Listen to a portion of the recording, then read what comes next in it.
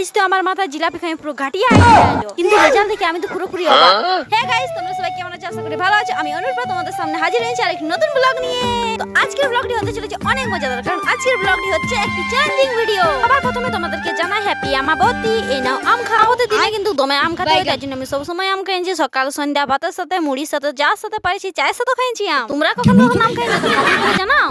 তো বাবু মশাই আমি আজ নিজেকেই চ্যালেঞ্জ করেছি যে আজকে চা করবো, সব পেচিদা কাজ করবো, মানে কোনো কাজটাই সোজা করবো না, যা করবো ঘুরাই উল্টাই করবো। আমি নিজেকে তো এত বড় চ্যালেঞ্জ করে দিয়েছি যে আমি পেচিদা কাজ করবো, কিন্তু পেচিদা কাজ কি থেকে প্রথমে শুরু করবো আমি বুঝতে পারছি না। তারপর আমি আমার দিমাগটাকে অল্প জোর লাগাই, ভাবলি যে যদি ঘুরা উল্টা কাজ করতে হয় তো ঘুরা উল্টা কিছু জিনিসও খেতে হবে, তার জন্য আমি জিলাপি নিয়ে এলাম আর জিলাপি খেতে লাগাই দিলাম। জিলাপি খাওয়ার পরে আমার মাথায় পুরো ঘাটিয়া আইডিয়া এলো, বাট রেজাল্টটা ছিল ফ্যান্টাস্টিক, অসাধারণ, আসম। যদি আমি আমার চুলগুলাকে ছোট ছোট সিল্কি পাকায় ঘুটাই রেখে দিই তবে তো আমাকে পার্লার হয়ে যেতে হবে না, ঘরে বসে আমি ঘুমচা চিল পেয়ে যাবো। এই জন্য আমি আমার পেশিতে কাজের মধ্যে লেগে পড়ি। এই যে দেখতে পাচ্ছেন পুরোপুরি আধ ঘন্টা কষ্ট করার পর এই যে হচ্ছে এটা হচ্ছে আমার ফল। ভিডিওর পরবর্তীটা তোমরা পাবে নেক্সট ভিডিওতে, তার জন্য চ্যানেলটি সাবস্ক্রাইব করে রাখো।